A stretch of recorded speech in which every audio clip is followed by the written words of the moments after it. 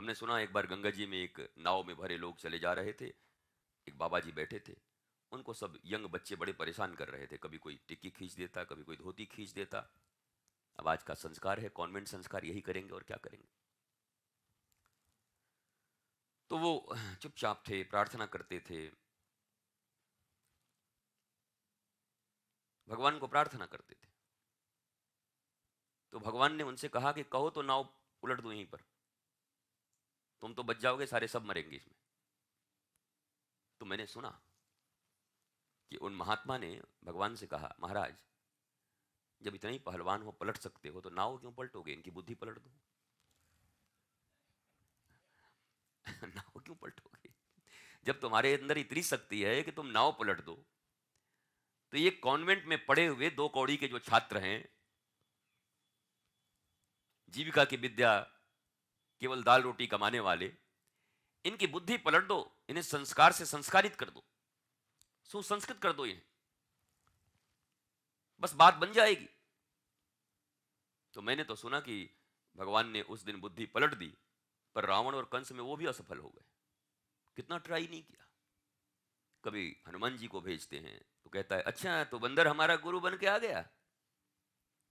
अंगद जी को भेजते हैं तो कहता है, तू अंगद कौन है, तेरे बाप को ऐसा किया वैसा किया, लड़ पड़ता है उससे, नहीं सुनता। माल्यवंत सिखाते, अपनी पत्नी मंदोदरी सिखाती, नहीं सीखता। बाली को अपनी पत्नी तारा कहती, नहीं सीखता, नहीं सीखते।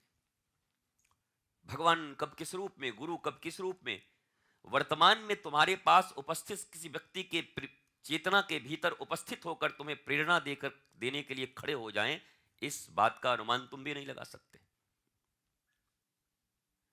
तुलसीदास के जीवन में उनकी पत्नी के भीतर परमात्मा आ गए प्रेरणा देने के लिए। कोई राम नहीं आए, कोई गुरु नहीं आया पहले दिन उनको कुछ देने के लिए, पत्नी से प्रेरणा ले। हाड़ मांस में इतने आसक्त हो गए।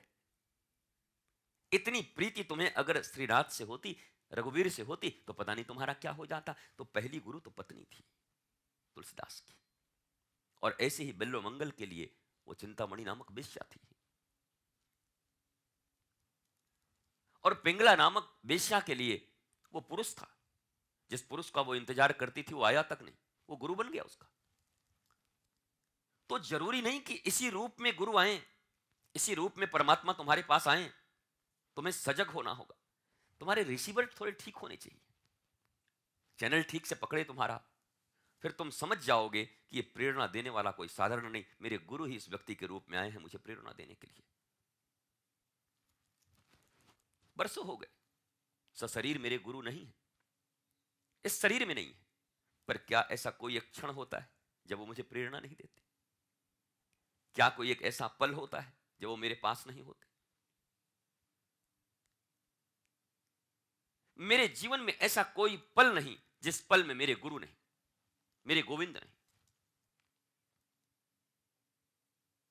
हर वेश में तू, हर देश में तू, हर नाम में तू, हर राग में तू। अलग अलग रागिनी है उनकी,